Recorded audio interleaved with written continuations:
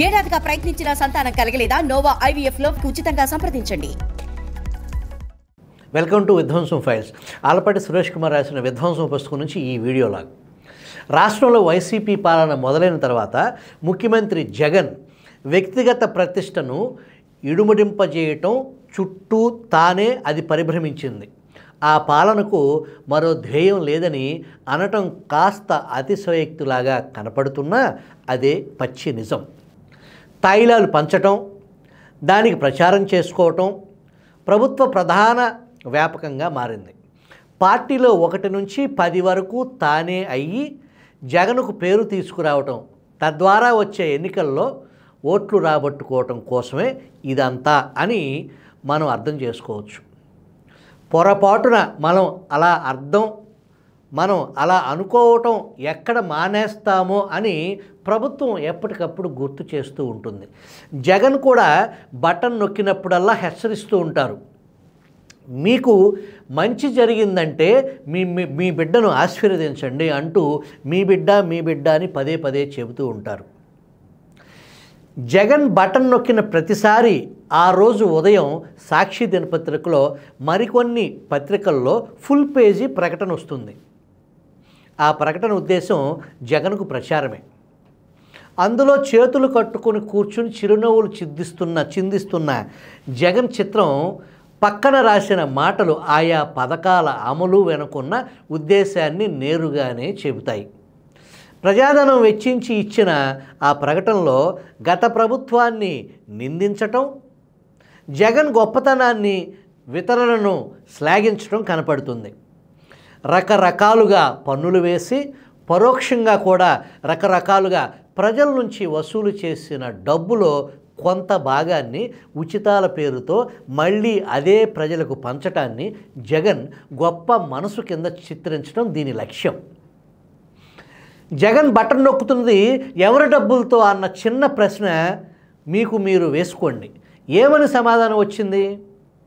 అధికారంలోకి వచ్చిన దగ్గర నుంచి జగన్ ఆడుతున్న ఈ డ్రామా లక్ష్యం ప్రేక్షకులను అంటే ప్రజలను పిచ్చివాళ్ళు చేయటం అని సమాధానం రాలేదా?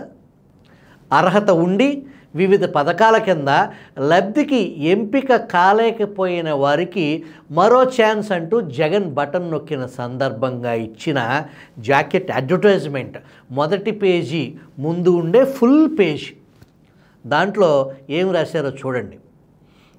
ప్రజలను ఎలా పిచ్చివాళ్ల కింద జమ కడుతున్నారో మీకే అర్థమవుతుంది. గతంలో వీలైనన్ని ఎక్కువ పథకాలను ఎలా ఎగ్గొట్టాలా, ఎంతమందికి ఎగ్గొట్టాలా, ఎంత ఎక్కువ మొత్తంలో ఎగ్గొట్టాలా అనే ఆరాటం, మరి మన జగనన్న ప్రభుత్వంలో అర్హులైన ప్రతి ఒక్కరికి లబ్ధి అందించాలనే గట్టి సంకల్పం, అది ఎంత ఎక్కువ మొత్తమైన ఆర్థిక కష్టాలు ఎన్నున్నా చిరునవ్వుతో భరిస్తూ పేదలకు మంచి చేసే దృఢచిత్తం, ఏ ఒక్కరికైనా ఏ పథకమైనా ఏ కారణం చేతైనా అందకపోతే వారికి కూడా ఎలా ఇవ్వాలో, ఎలా వారికి మంచి చేయాలి అని తపన. ఇప్పుడు మరో ప్రకటన చూద్దాం. వైఎస్ఆర్ ఆసరా పథకం కింద దెందులూరులో బటన్ నొక్కి లబ్ధిదారుల ఖాతాల్లోకి వచ్చే 10 రోజుల్లో 6,419 కోట్ల రూపాయలు జమ చేస్తున్నట్లు ప్రభుత్వం ఆ జాకెట్ ప్రకటన ఇచ్చింది. అందులో పైభాగంలో పత్రిక మాస్ట్ హెడ్ పైన పేరుకి ఇరుపక్కల బాక్సుల్లో వైఎస్ఆర్ ఆసరా అనే శీర్షిక కింద జగన్ బొమ్మ కింద ముఖ్యమంత్రి పేరు. ఇక ఆ కింద ఫుల్ పేజీ ప్రకటనలో ముఖ్యమంత్రి గారి పెద్ద బొమ్మ, దాని కింద ఆయన పేరు, పేజీలో కనీసం 6 చోట్ల వైఎస్ఆర్ ఆసరా అని వస్తుంది. జగనన్న ప్రభుత్వం అనే మాట 12 చోట్ల కనపడుతుంది. వైఎస్ఆర్ పేరు మీద ఉన్న పథకాల పేర్లు 28 చోట్ల కనపడతాయి. జగనన్న పేరుపై ఉన్న పథకాల పేర్లు 10 చోట్ల కనపడతాయి. సంబంధిత శాఖ మంత్రి పేరు కోసం అడుగున మనం వెతకాలి. ఇలా ఏ ప్రకటనలో చూసినా జగన్ నామస్మరణే. ఎవరి ఖర్చులతో ఇదంతా? తన తండ్రి కొడుకుల నామస్మరణకు ప్రజల కష్టార్జితం నుంచి కట్టిన పన్నుల డబ్బు 100 కోట్లు ఖర్చు పెట్టడం ఏ రకంగా నైతికం?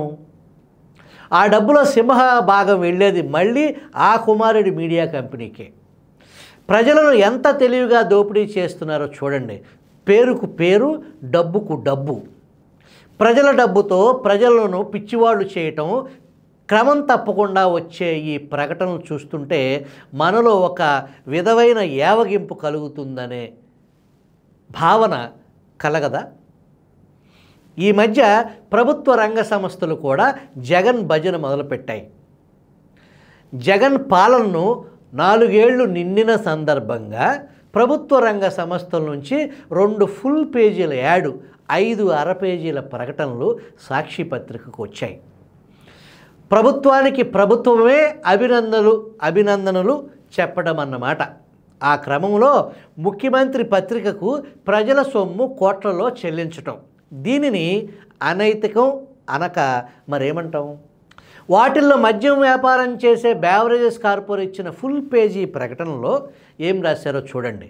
మేనిఫెస్టోలో ఇచ్చిన మాట ప్రకారం మద్యం మహమ్మారి నుంచి కుటుంబాలను కాపాడేందుకు మీ సోదరుడిగా నేనున్నానని అక్కా చెల్లెమ్మలకు భరోసా ఇస్తూ ఈ 4 ఏళ్లలో మన ముఖ్యమంత్రి వర్యులు శ్రీ వైఎస్ జగన్మోహన్ రెడ్డి గారు దశల వారీగా చేపట్టిన మద్య నియంత్రణ చర్యల ద్వారా మద్యానికి బానిసైన కుటుంబాలలో సంతోషాలు నెలకొన్నాయి.